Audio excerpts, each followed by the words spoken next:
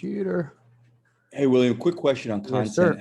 Have you ever, had a good or bad experience using AI content writers? I used to use, and I'll tell you what I used to use, used to be my process. And I have a couple, might even have a couple of them on here. The couple of clients that I really trust their opinion on, mainly because they're not a pain in the butt in a bad way. It's just they're anal retentive when it comes to content. For me, content is for blogs and articles, especially, it's about SEO. I could give a shit about, is it in, UK language or any of that stuff. That's just me. I'm doing it specifically. I'm trying to create content that the search engines pick up that will get you rankings and get things moving in the right direction. So when I find a content writer like this one I found, I literally send her content to them and say, what do you think? Because, one of them I almost lost due to content. And he's one of my larger clients. And what I used to use regarding AI is I use Mentorprise.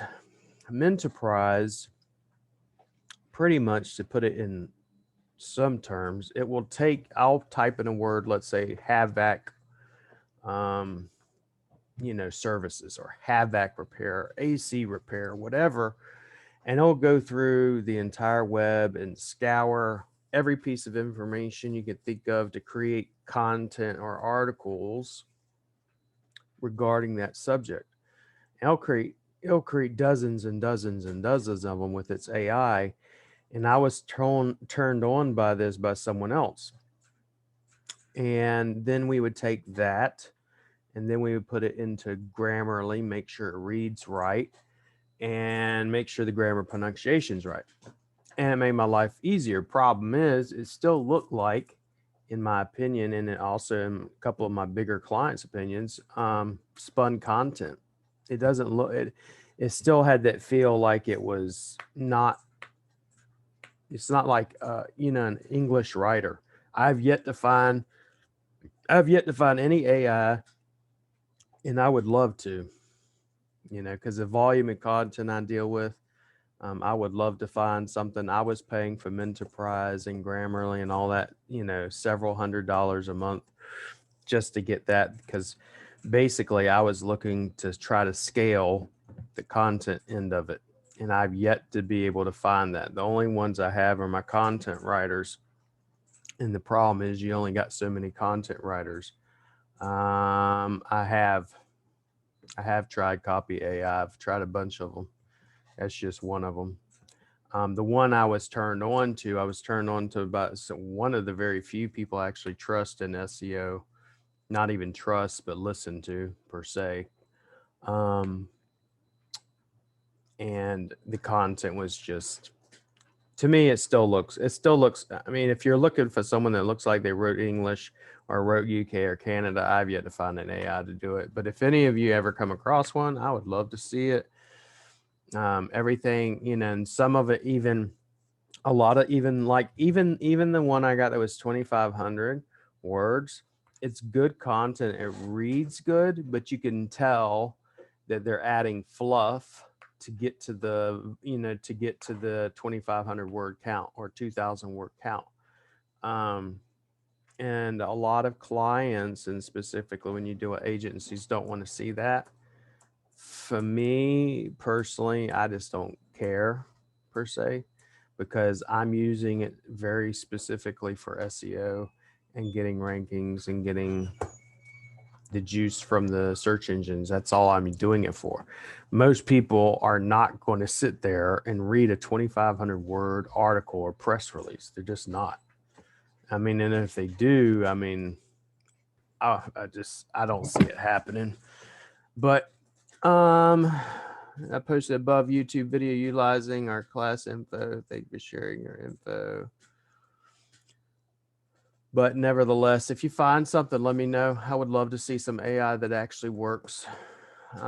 Phrase is the other one I used. Phrase is decent. Copysmith is one I haven't tried, but I've heard decent reviews. Yep. See, Phrase and Menterprise was the combo that I heard from my friend, and I used to post his stuff.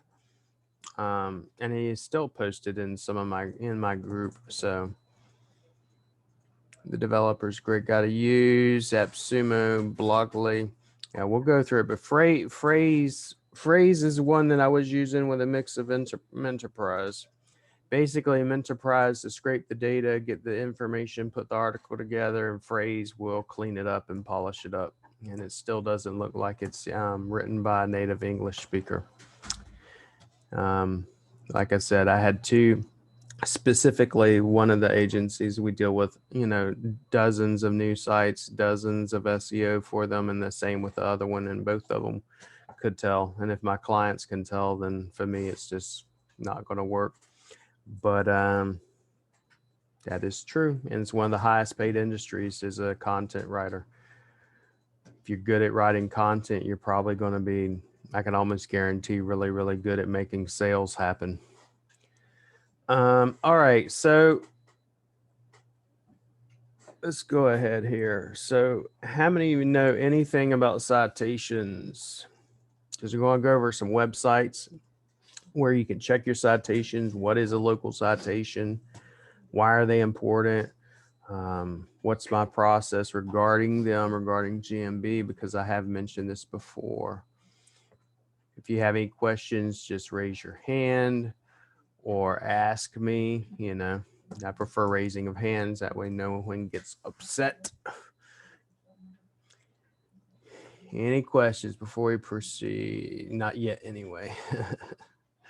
All right. So local citation, to put it simply, is, because I know this is going to be a lot of same old rehash stuff for some of you SEO people, but for the beginners and new guys that I'm trying to help, they can't afford an SEO. A citation is your name, address, phone number. Also, we call it a NAP. NAP being a short, basically a nickname for name, address, phone number. It also has other data besides that, which would be, for example, what's your hours of operation, what's your website address, what type of payments do you accept, usually a description about your business, and that sort of information, right? We usually put them on directories, websites, apps, social platforms. They can be on Facebook. They can be on Apple Maps. They can be on MapQuest and various other places. And besides that, then, you can have, then you have the Google My Business map, which is what most people are aware of, being Yahoo. That's what most people think of an app, is just being Yahoo and Google. And that's just not the case. You have directories, you have apps such as that are used for driving. We don't use too many of them over here in the Philippines, but back home in the States, I know we had them, and we use them constantly. So that's pretty much what a citation is. Now, for me, and this is what I've said before, most people, they'll go out, they start a new business, and they go, well, here's where my business is located, my address, all this, and let me go on Google, and let me go ahead and try to go to, a GMB. Depending on your industry, this can be very easy or very difficult. Is your industry spammy? Are you a legitimate locksmith? Are you a legitimate realtor? Are you a legitimate, towing company, mechanic? All these types of industries can be very spammy. And depending on how you do things, you could get approved, or you could be sitting in limbo for months on end waiting on an approval. So the way I normally do things is, if a business starts up, you have your, DBA, LLC, whatever you have, I'll turn around and then I'll take and go and put out my citations first, just not my GMB, not my Yahoo, and not my Bing. I'd leave those three alone, right? And the reason why I do it, and I've mentioned this before, is I'm trying to get some data to the data aggregators, to Better Business Bureau, Angie's List, et cetera, about my company. And the reason I'm doing this is the same reason, for instance, if you go as an individual and try to get business credit, or you try to get Personal credit. The reason why most people won't give you business or personal credit is because you lack any history. You have no data out there about you. Therefore, no one's going to trust you. There's a trust factor.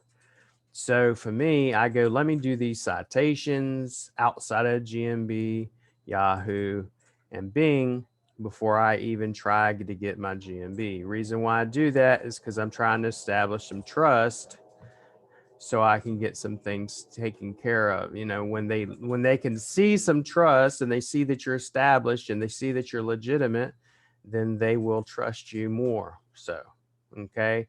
I've just found that it works better. Then on top of them, you have the data aggregators, which we'll go over, and I get my data to the data aggregators. If you do these things, then generally speaking, when I go to do my GMB, I get an approval versus waiting in limbo for months on end. And I have heard people doing that. And I've also heard people in different groups and they're going, well, if you wait more than 2 weeks, then all you got to do is go to GMB support and click that little tool icon and they'll help you, which is utter crap. And if you know anything, unless if you've actually tried that, most of the time it does not work. Then or they'll ask you, hey, we need a video to see your actual location and see you on premises. Why? Because there's a trust factor. They are not trusting you. Therefore, I do things differently. And I don't have, if I opened up my GMB, I don't have not one GMB in limbo. I don't have them sitting out there. And then on top of it, if I ever do have someone approach me and they have, let's say, their stuff sitting in limbo, I can go, hey, let me get a hold of Molly. And I've had this happen where Molly looks at it and says, that's not going to pass Google's whatever, because I can tell just by looking at it with my physical eyes, that's not your logo on the front of a building. It looks like you just slapped a logo up there. So it looks fake, you know? And if it won't pass my eyeballs, I know it's not going to pass Molly's. So, which is definitely not going to pass Google. Yes, Andy. So if you start with the data aggregators first, how long do you wait before you actually register? I wait about a month. It's not honestly for me, it's not too long. It's not bad. I mean, how many citations do it set at first, a 3 above the other aggregators? I'll get to that, Brock. So, because and you'll get this on Fiverr, you'll get this in some of the groups. There's a bunch of people I know that sell them. They'll do, and they're good. They're VAs that actually do the citations. They'll give you, let's say, 75 for $40. I mean, it's not bad. Then you'll have other ones that go, I'll give you 400 citations for, let's say 80, $90. Out of all those citations, even in my list that I have, which I'm going to put on the back end, there's only about the top 20, I would say, are must. They're tier 1 citations for me. They're the very top ones that you should be doing. For example, Facebook, Apple Maps, MapQuest, Foursquare. That's one of the data aggregators and all this other stuff. And then once we get those done, then the secondary ones that are, if you will, the what we call the cheesy citations or the garbage citations. They're not really garbage, but they're just cheesy. They're not going to give you too much juice, if you will. It's just putting your information out there. I'll do that in month 2, 3, 4. It's not going to be like a big rush for me to get them done. And go ahead, Nes. Yes, I wanted to ask you, when you do the citations, do you do some that are lower DR, or because Yeah, and that's what I'm talking about. So that's what I was saying. For, let's say, month 1, when someone comes on board and we're doing citations, tier 1 citations, I mean, are like the top 20. And I'm not going to be very specific with that number, and I have a list of, let's say, 100 and something of them. Out of those 100 and something of them, is like 20 of them are the most important ones for me to do. Once I get those, yeah, I have the whole list. I'm going to be putting that in the back. Now, then you have country specific citations: Canada, UK, Australia. Those are the main countries I've ever worked with. I've had people actually ask me for other places like Nigeria and stuff, and I just do not. I've never had a client outside of those 3 or 4 countries. So if it's not in Canada, UK, Australia, US, I probably don't have it because I've just never worked with anybody out in those other areas. Any other questions? And then we're going to move on. Yeah. Yeah, go ahead. You were doing the the tier 1 and tier 2. If you've got a client that is really on a really small budget and you've got the money you want to spend somewhere else, is tier 2 maybe not as important on those if it's really a budget thing? I mean, for me, tier 2, I would do like over month 2, 3, 4. It's nothing. It's like if you, I mean, honestly, if you look at most SEOs, they're not. Most SEO campaigns, I know this from just working with them, they'll go when I bring on a client, one of the other things I do, I'll give you an example. I'll go, here's your audit, here's all the things that needs to be fixed. Let's get them all fixed, right? And then you have some people that will sit there and they'll go, let me fix one thing this month, one thing this month. It's over time, and they'll slowly fix it all. I don't do audits that way, and nor do I believe you should do them that way. Not ethically, not even when it comes to SEO in general, especially if you're going to have any of it work. Then the other thing is, when it comes to tier 1, tier 2, tier 1, I will do in the first month. Tier 2, I would say you could slowly do them over time. It's like backlinking. You don't have to do, you're not supposed to do, number one, a crap ton of backlinks all at once. And you should do them over time, or as most people call, drip your backlinks, or dripping your feeds and dripping your, your articles. Dripping just simply means don't come out here and just throw them at 1,000 different websites. Do it over time. I would say they're probably not as important.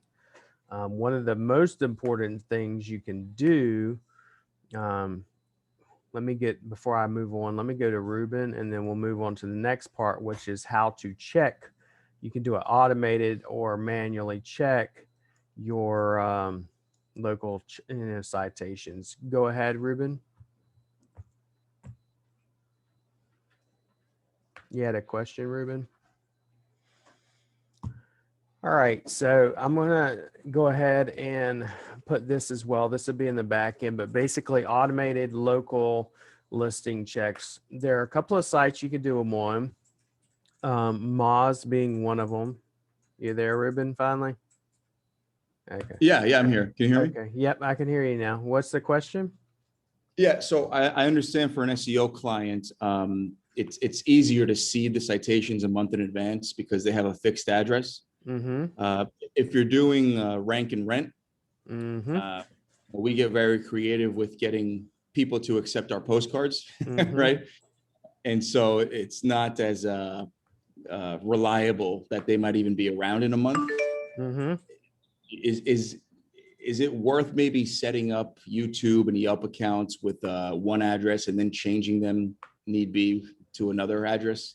With rank and rent, I'm going to have to, per the request of a couple of them, I'm going to have to go through that on another class, because rank and rent's a whole nother, it's a whole nother beast in and of itself. So, because there are many difficulties I understand you face, but there are different ways you can get them verified and everything else. And I got to go over all that in a separate class. It's just, if you specifically want to talk about that, just email me and I will get to it as soon as I can.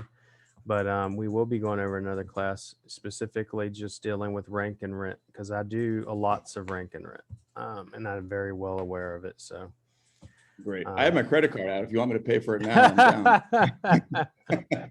No, I'm just trying to give myself a break before I go through rank and rent. So it's between that and click-through rate manipulation. So automated local listing checks. Number one, and I've told you all this before, and I'll put this again on the back end. You need a spreadsheet.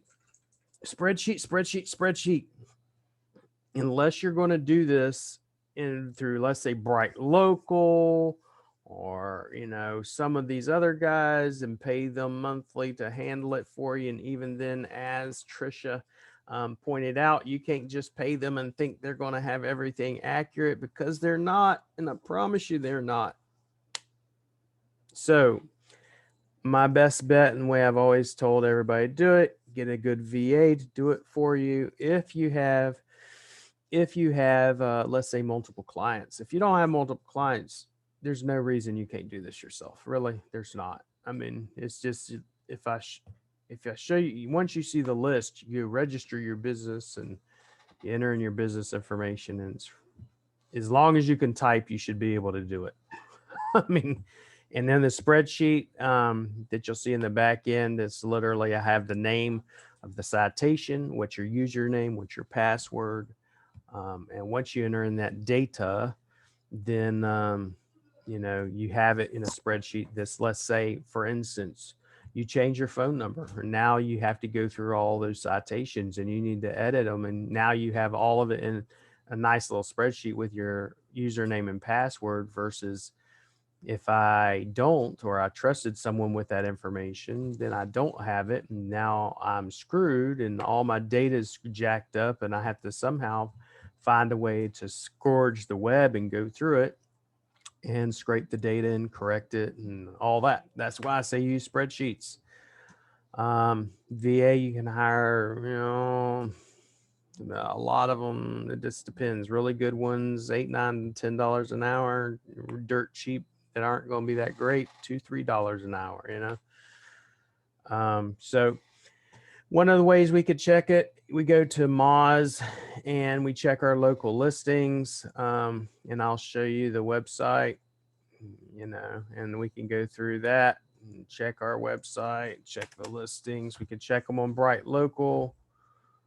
I might just go ahead and try Bright Local, but because that's what y'all guys were using yesterday or Friday we were discussing. I'll pull it up for you.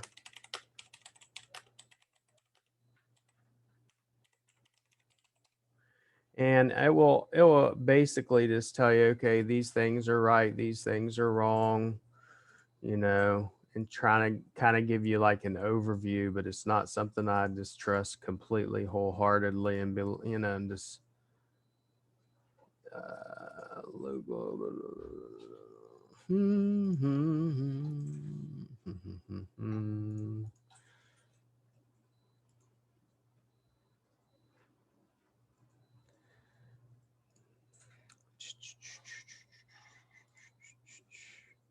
Let me pull it up for you guys.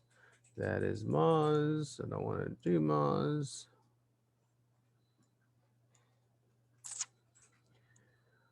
All right. So this is Bright Local.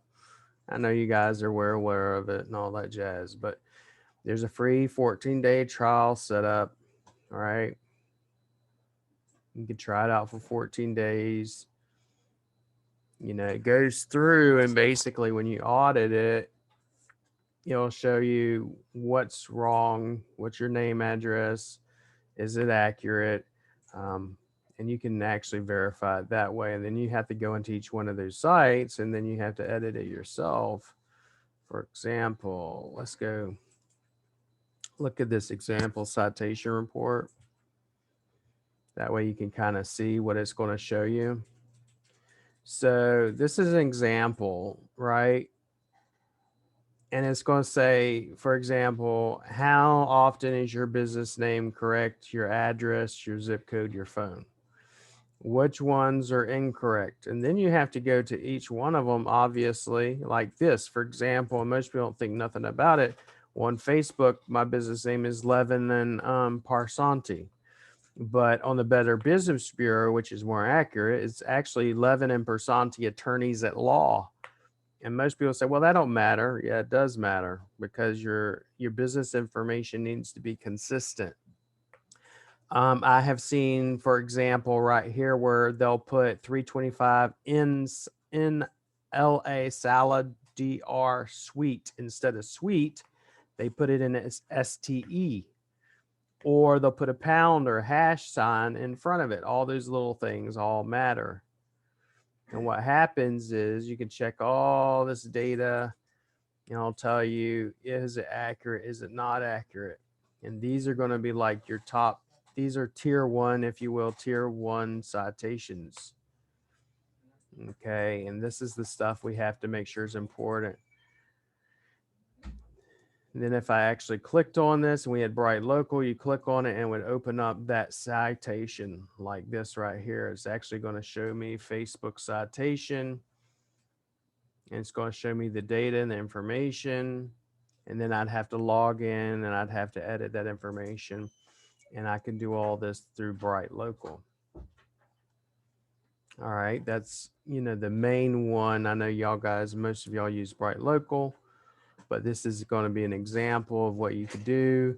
You know, you can download it in a CSV, download it as a PDF.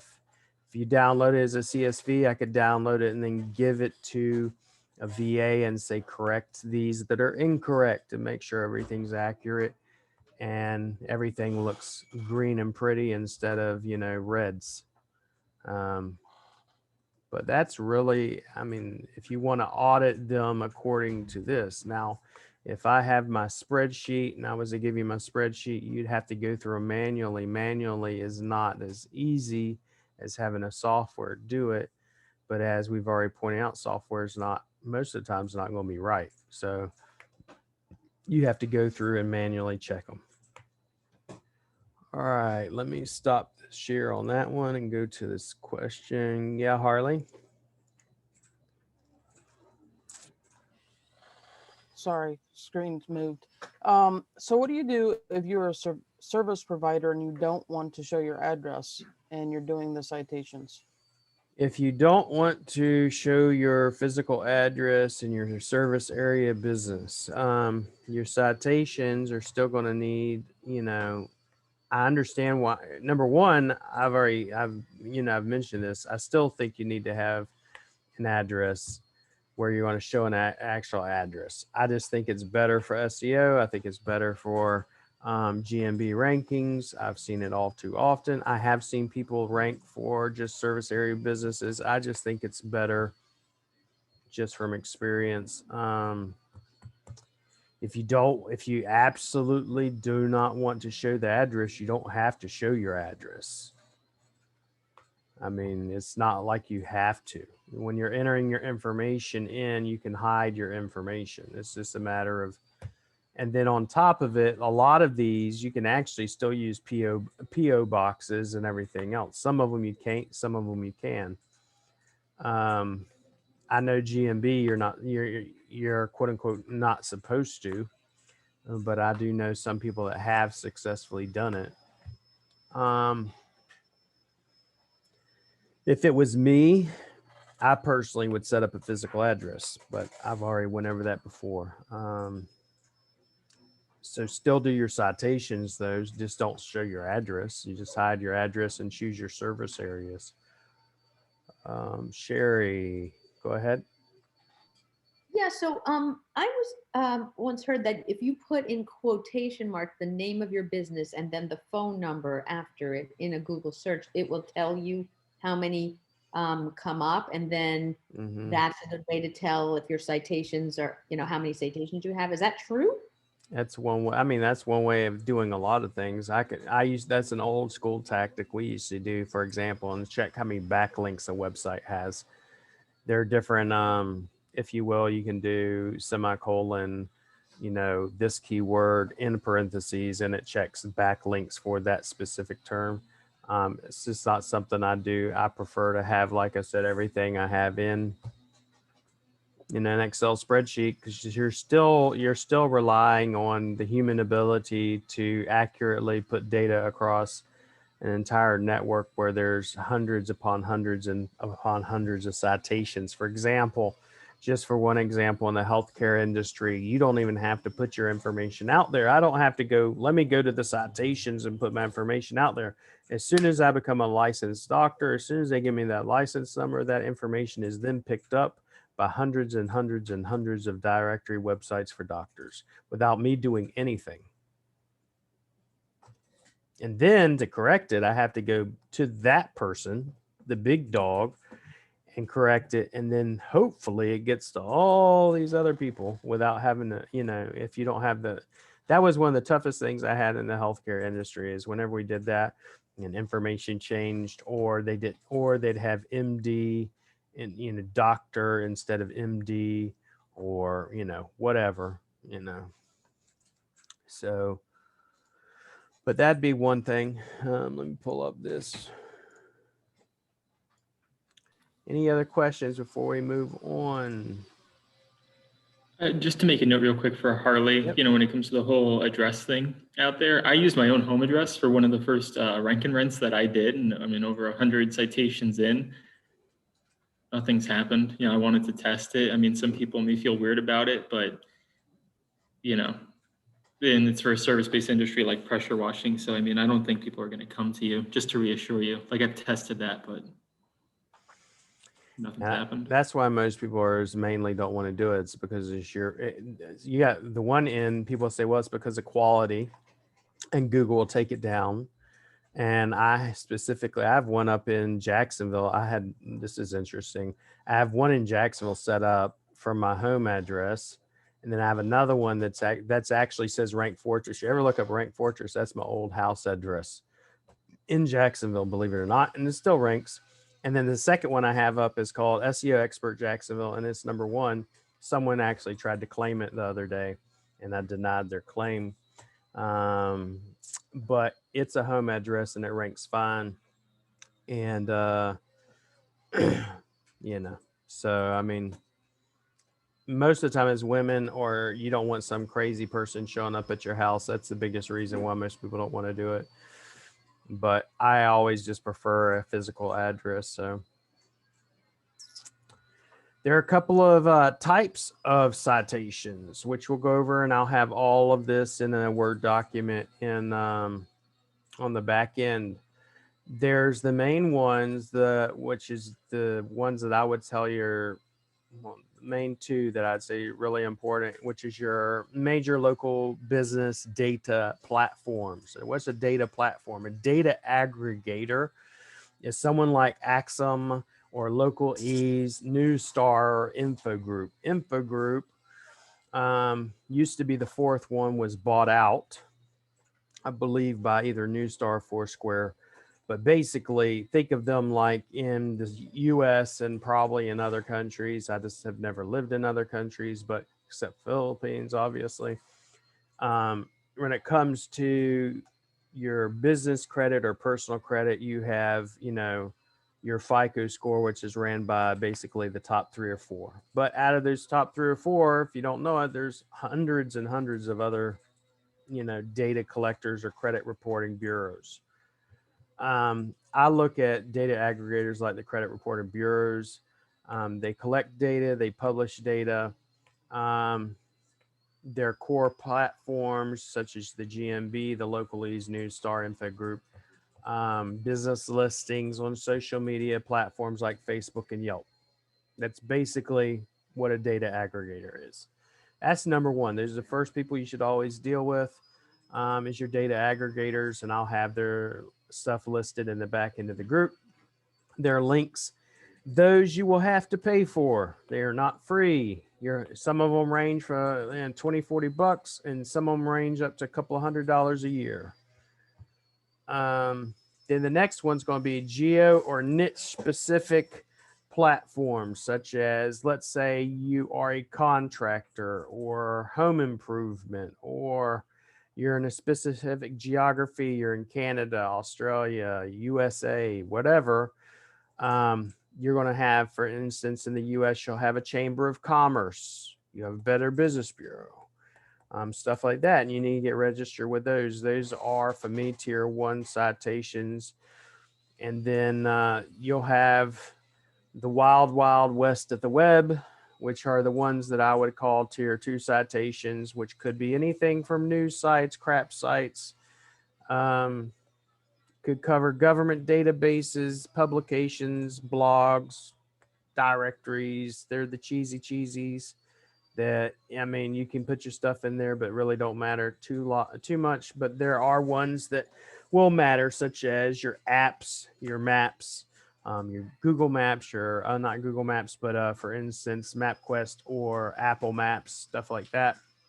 Those are tier ones. Business listings, directories, and that sort of information. But we have that entire list, and I'll go over it. So there are several components of what is in a citation. For instance, your category. And it's the same thing with your GMB. What's your business category? Are you in health? Are you a service industry, food industry, home improvement, stuff like that?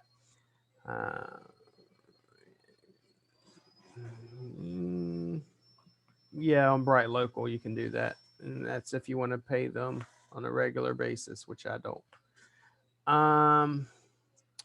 So local citations, you have your business category, you have your hours of operation, your driving directions, you'll have your business description.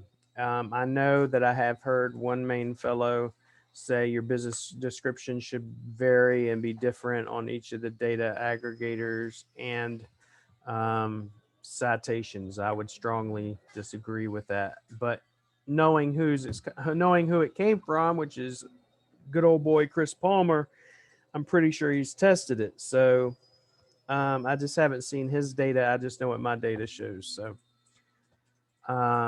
driving directions, business description, images. How many images are you putting out there? You're on Yelp, God help you. But if you're on Yelp and some of these other ones, basically they allow you to put tons of information on there. If they say you can put, let's say, 5 images for free and you only put 1, you're not utilizing your listing to your maximum, and you should utilize everything to the maximum.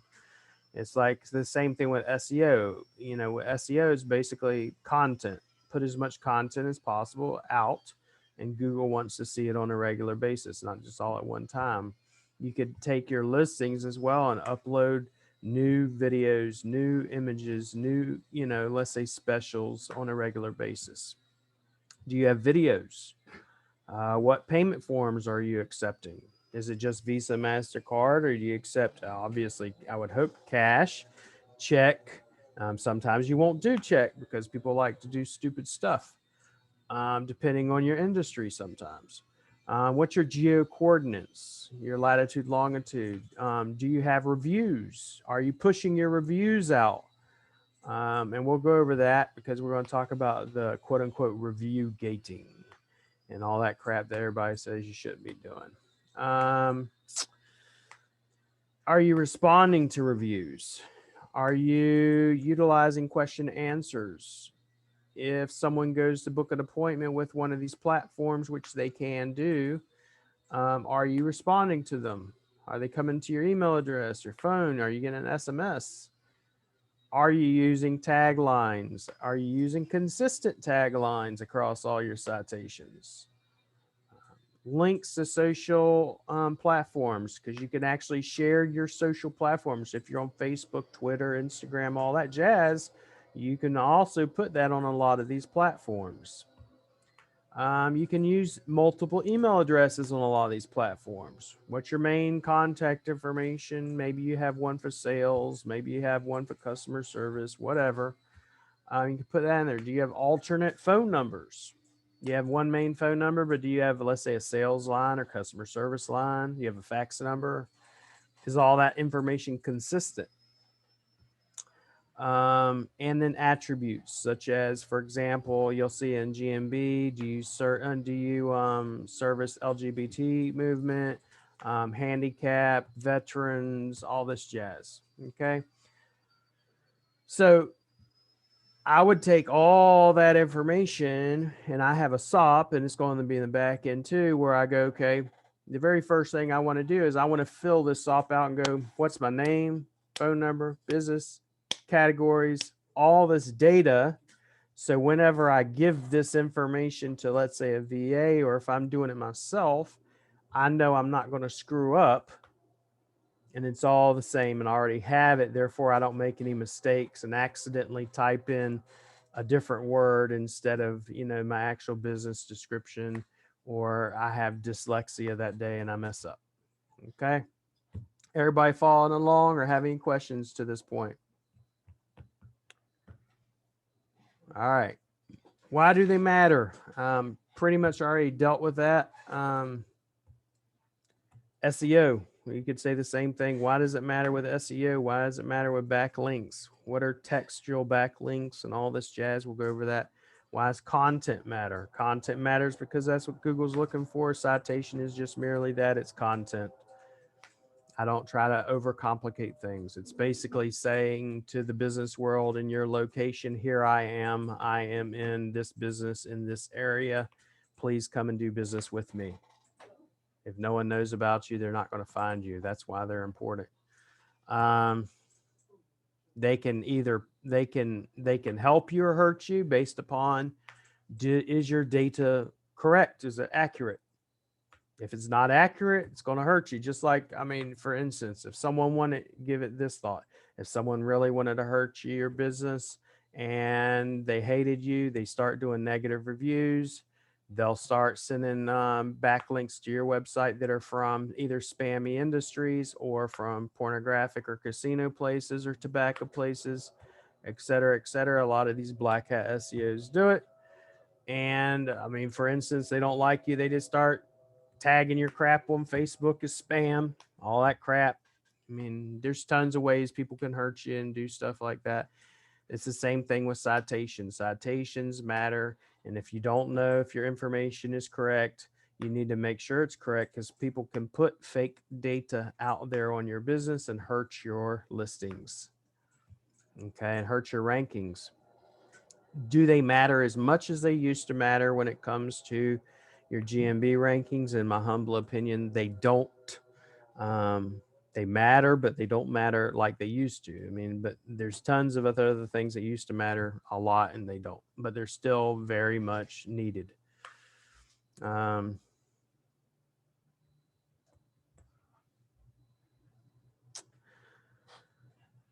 questions?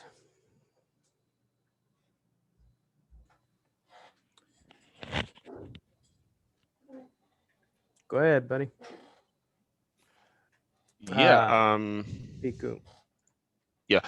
So how does one avoid being spammed? Because I see on every Honestly,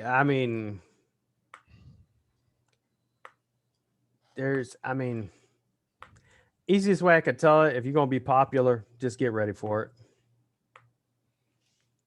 If you're going to be anything in any industry, I'll tell you like this. For example, whenever I had my, let's say 10 clients, I didn't hear nothing, no complaints. I'm just little old me contributing. And then you get up to, let's say 80, 90 people, and people are like, oh my God, you're actually making money. Then they're like, oh, then they want to come out of the woodworks. It's the same thing, even with, for instance, when you're in rank and rent or you're involved, let's say just I'm a little old power wash, or I'm a little old, I have one GMB. I'm just trying to make my business and survive, but you're number one and I want to be number one. So they're going to try whatever they can, especially when someone comes along and promises them the world. And, I've seen it too many times, especially in competitive industries. Like one I'm in is moving industries. I have to check all the time for, negative, the backlinks. For instance, just like a citation, someone can go backlink like this. They send the backlink to my website, but instead of using the text, let's say best movers in Jacksonville, they'll say, what's, threesome pornography or some crazy crap. And they'll use that text and they'll link that text back to your website. Date beautiful black women. Ain't got nothing to do with my website, but they're going to do it because they know now when you take that text and you're hyperlinking it back to your site, you're starting to tell the search engines that your site's about, something that Google don't like, number one, to begin with. And number two, now you're trying to change what type of authority your website has. So only way I can get around it is I have to check very specific websites. Anytime I've ever seen them attacked, I literally check them on a weekly basis. I have to check them every week, and it's a pain. It's a pain to deal with. It's the same. I mean, there are days you're like, do I even want to do this anymore? Because it's like over and over and over and over again. But the bigger you get, you have to get ready for it, really. I mean, honestly, especially when they know who you are, or if you could have